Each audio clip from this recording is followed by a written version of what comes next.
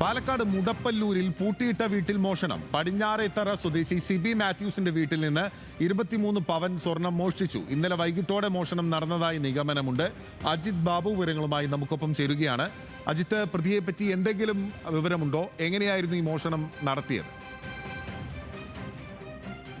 ഇതിൽ ഈ മോഷണത്തിന്റെ രീതിയാണ് ഏത് പ്രസക്തമായിട്ടുള്ളത്.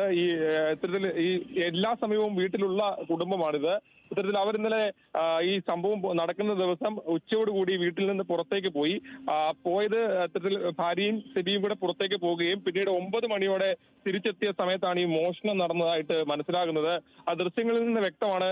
ഈ മോഷണം നടത്തിയ രീതി എവിടെയാണെന്നുള്ളതെല്ലാം കണ്ടെത്തി സ്വർണം ഈ വീട്ടിലുണ്ടെന്ന് അറിയാവുന്ന ആൾ മോഷണം നടത്തിയെന്നുള്ളതാണ് പോലീസിന്റെ പ്രാഥമികമായ വിലയിരുത്തൽ. അല്ലെങ്കിൽ ഇത്ര കൃത്യമായി ഈ കാര്യം എങ്ങനെയാണ് മനസ്സിലാകുന്നത്? ഇവർ പുറത്തു പോയത് ഉൾപ്പെടെ അറിയാവുന്ന ആരെങ്കിലുമാണ് ഈ മോഷണം നടത്തിയെന്നുള്ള പ്രാഥമികമായ വിലയിരുത്തൽ. ഏതാണെങ്കിലും ഇക്കാര്യത്തിൽ വിശദമായ അന്വേഷണമാണ് ആരംഭിച്ചിട്ടുള്ളത്.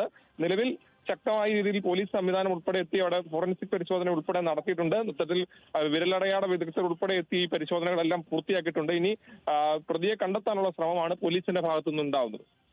ഓക്കെ, കൃത്യമായി എവിടെയാണ് സ്വർണം ഇരിക്കുന്നത് എന്നറിയാം എന്നൊരു നിഗമനം പോലീസ് എത്തിച്ചേർന്നിരിക്കുകയാണ്. മോഷണം ഇന്നലെ രാത്രിയാണ് നടന്നിട്ടുള്ളത് എന്നുള്ളതാണ് നിഗമനം. എന്തായാലും പാലക്കാട് മുടപ്പല്ലൂരിലാണ് വൻ കവർച്ച ഉണ്ടായിട്ടുള്ളത്. അജിത് ബാബുവാണ് വിവരങ്ങൾ നൽകിയത്.